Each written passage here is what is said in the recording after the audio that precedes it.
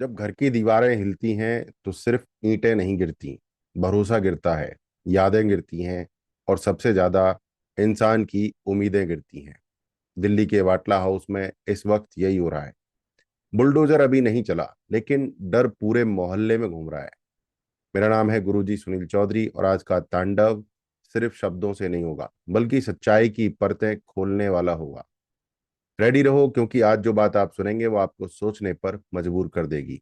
बात शुरू होती है 26 मई 2025 से, जब डीडीए यानी दिल्ली डेवलपमेंट अथॉरिटी ने खसरा नंबर 279 में मौजूद कुछ घरों पर चस्पा किया डिमोलिशन नोटिस। नोटिस में लिखा गया था इलीगल कंस्ट्रक्शन। लेकिन सवाल ये उठा, क्या ये घर सच में इलीगल हैं? क्योंकि बहुत सारे लोग बोले, हमने तो पीएम उदय योजना के तहत अपने मकान रजिस्टर कराए थे, इलेक्ट्रिसिटी बिल्स हैं, प्रॉपर्टी टैक्स की रिसीप्ट्स हैं, और कुछ तो यहाँ 50-60 साल से रह रहे हैं। इसके बाद लोगों ने कोर्ट का दरवाजा खटखटाया। अलग अलग तारीखों में अलग अलग लोगों को कोर्ट से मिली प्रोडक्शन यानी स्टे ऑर्डर। अब तक 52 प्रॉपर्टीज में से 44 को कोर्ट से इंटरिम स्टे मिल चुका है। बाकी 8 प्रॉपर्टीज पर फैसला 10 जुलाई 2025 को आना है। कोर्ट ने साफ कहा, डीडीए पहले ये प्रूव करे कि ये इलीगल कंस्ट्रक्शंस कहाँ कहाँ हैं, डिमार्केशन कहाँ है, और क्या नोटिसेस लीगल तरीके से दिए गए थे। बाटला हाउस में मुरादी रोड पर रात में पुलिस ने लगाई बैरिकेडिंग, ड्रोन से हो रही है मॉनिटरिंग और डुगडुगी बजाकर लोगों को किया जा रहा है अलर्ट। लोग खुद ही घर खाली कर रहे हैं। न कोर्ट का फैसला आया, न बुलडोजर चला, लेकिन जो डर है वही सबसे बड़ी चोट है। अब लोग ये पूछते हैं, is this fair?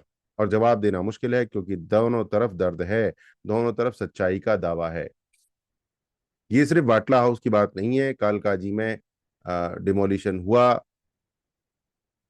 Ashok Bihar में हुआ, वजीरपुर में भी बुलडोजर चले, दिल्ली भर में कई इलाकों में क्लीन अप ड्राइव चल रहा है। पर हर बार सवाल वही है, इलीगल कैसे बना और इतने सालों तक रुका क्यों रहा?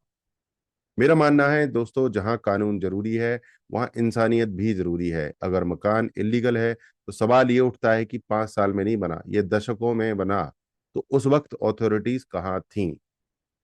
बिजली का बिल, बिजली का कनेक्शन किसने दिया? क्या उस अधिकारी, उस क्लर्क, उस बाबू को भी गिरफ्तार किया जाना चाहिए? उनके ऊपर भी पेनल्टी लगनी चाहिए। उस समय सरकार किसकी थी? वो अनदेखी क्यों कर रही थी? क्या सरकार को, मुख्यमंत्रियों को, मंत्रियों को भी पेनल्टी लगनी चाहिए? अगर ये सब गलत है तो बहुत लोग गलत थे सिस्टम में, उन सबके ऊपर पेनल्टी लगनी चाहिए। गरीब आदमी कैसे कैसे करके अपना घर बढ़ाता है। घर बनाना एक सपना होता है, सिस्टम खड़ा करना एक सपना होता है, और उसको तोड़ दिया जाए तो ये बहुत बड़ा मानवीय अपराध है। हो सकता है इन्होंने अपराध किया हो, बट इस अपराध में और भी लोग शामिल थे। अगर पेनल्टी दी जाए तो सबको दी जाए, और अगर उनको छोड़ा जा रहा है तो इनके बारे में भी सोचा जाए, क्योंकि ये लीगल केस नहीं है। This is the case of dignity, security and fairness. 10 जुलाई 2025 वो तारीख जब कोर्ट सुनवाई करेगा। बाकी बचे 8 प्रॉपर्टीज का मामला, डीडीए को demarcation report, action taken report और पूरे मामले की क्लैरिटी पेश करनी है। उस दिन तय होगा किसका दस्तावेज चलेगा और किसकी दीवारें गिरेंगी। बुलडोजर सिर्फ जमीन पर नहीं चलता, वो चलता है भरोसे पर, उस मेमोरी पर जो एक दीवार से जुड़ी होती है। मेरी नज़र में अगर मकान गलत बना है तो हटना चाहिए, लेकिन जिन लोगों ने जिंदगी का सब कुछ लगा दिया उन्हें विकल्प मिलना चाहिए। कंपेंसेशन, रिलोकेशन एंड रिस्पेक्ट, यही है तांडव की मांग। अगर आप चाहते हैं ऐसे मुद्दों की असली तस्वीर दुनिया के सामने आए, और मेरे विचारों से अगर आप सहमत हैं, तो इस वीडियो को लाइक, कमेंट और शेयर जरूर करें। सब्सक्राइब कीजिए हमारे चैनल को और दबाइए बेल आइकन, ताकि अगला तांडव अपडेट सबसे पहले आप तक पहुंचे। जय सनातन, वंदे मातरम।